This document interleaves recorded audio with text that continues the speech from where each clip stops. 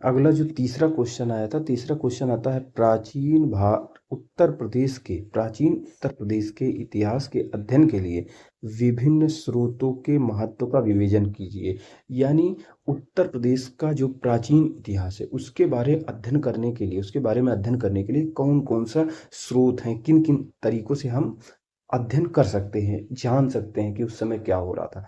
तो किसी भी समय के बारे में जानकारी करने के कई स्रोत होते हैं। तीन स्रोत सबसे महत्वपूर्ण इनको भागों में बांटा जा सकता है। एक होते हैं पुरातात्विक स्रोत, आर्कियोलॉजिकल एविडेंस, जिसमें हम शासकों के द्वारा या उस समय के रह रहे लोगों के बारे में प्रयोग की गई कोई वस्तु होगी, सिक्के होंगे, वस्तु होगी, सिक्के होंगी, कोई इमारत होगी, कोई स्तंभ बनवा देगा, कोई कुछ बनवा देगा, कोई स्तंभ बनवा देगा, कोई सिक्के बनवा देंगे, कोई मंदिर बनवा देगा, कोई विहार बनवा देगा। तो इनके बारे में इनसे अध्ययन कर सकते हैं। ये प्राइमरी स्रोत कहलाते हैं, ये ज्यादा प्रामाणिक होते हैं। दूसरे होते हैं साहित्यिक स्रोत, कोई किताब कोई लिख दी गई उस समय की, जैसे ब्राह्मणों द्वारा लिखी गई कोई किताब हो गई, ब्राह्मण साहित्य हो गई, बौद्धों द्वारा लिखित हो गए बौद्ध साहित्य, जैन साहित्य और अन्य साहित्य, या फिर उस समय कोई विदेशी यात्री आया था। जैसे प्राचीन समय में हमारे यहाँ पे कौन आया था, मेगस्थनीज आया था, इंडिका लिख के गए।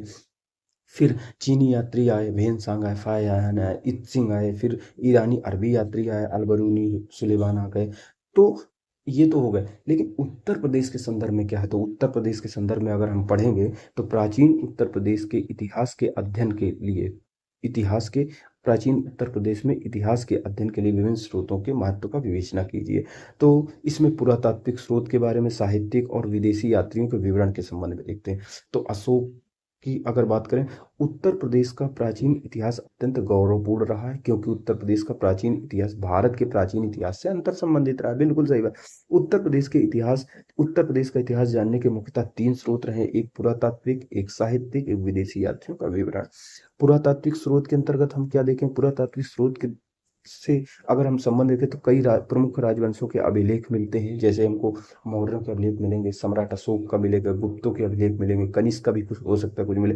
तो कई प्रमुख राजवंशों के अभिलेख मिलते हैं, सिक्के, स्मारक उत्तर प्रदेश से प्राप्त हुए हैं। शासकों के दृष्टिकोण से देखें तो उन उन सब चीजों से, उनके लोगों के रहन सहन, उनके व्यापार वाणिज्य, संस्कृति, इन सारी चीजों की जानकारी, इनके विकास की जानकारी प्राप्त होती है। तो अशोक कौन है, अशोक के सारनाथ में अशोक के स्तंभ कहाँ कहाँ पाए गए, अशोक के स्तंभ पाए गए, स्तूप पाए गए।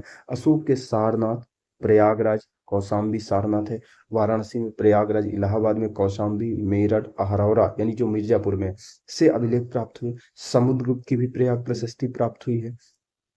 हर्ष का भी एक अभिलेख प्राप्त हुआ है जो बांसखेड़ा से प्राप्त हुआ है। स्कंदगुप्त का भीतरी अभिलेख प्राप्त हुआ है, भीतरी पड़ता है गाजीपुर में, यानी स्कंदगुप्त का भीतरी अभिलेख आज उत्तर प्रदेश से प्राप्त प्रमुख अभिलेख रहे हैं। अभिलेखों के साथ साथ कह रहा है सिक्के भी उत्तर प्रदेश से मिले हैं जो इतिहास को जानने के स्रोत हैं।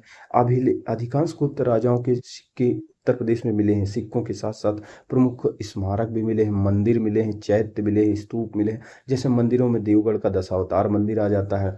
ये सारनाथ में स्तूप बनवाया है अशोक ने, स्थानों पे प्राप्त होते हैं। यहाँ पे गुप्तों ने भी स्तूप बनवाए, जो प्राचीन उत्तर भारत के इतिहास के निर्माण में साथ है। इसके साथ साथ पुरातात्विक स्रोत की अगर बात करें तो साहित्यिक स्रोत, जो पुरातात्विक स्रोत हो गए, अब साहित्यिक स्रोतों की बात हो गई।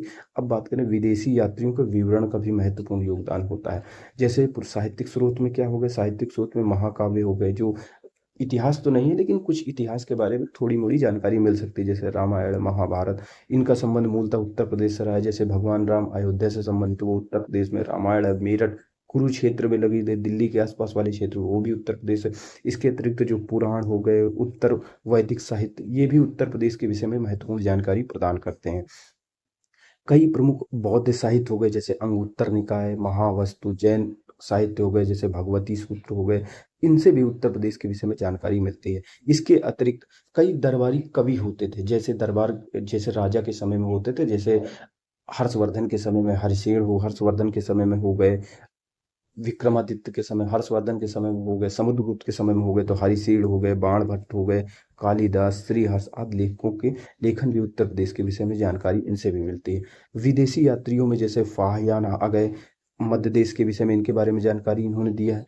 ह्वेन सांग ने हर्ष को बताया कि ह्वेन सांग ने जानकारी दी कि हर्ष प्रयागराज में और कन्नौज में सभा का, जहाँ महामोच परिषद कहते थे, जहाँ पे विद्वान आते थे और अपने ज्ञान का वाद विवाद किया करते थे ज्ञान के आधार पर, तो ह्वेन सांग ने हर्ष के प्रयाग और कन्नौज सभा का वर्णन किया है। इसी प्रकार अलबरूनी आए, उन्होंने उत्तर भारत लोगों की सामाजिक सांस्कृतिक अवस्था का वर्णन किया। सुलेमान आए, उन्होंने इस क्षेत्र के राजनीतिक व्यवस्था के विषय में बताया है। उत्तर प्रदेश के इतिहास निर्माण में इससे सहायता मिली है।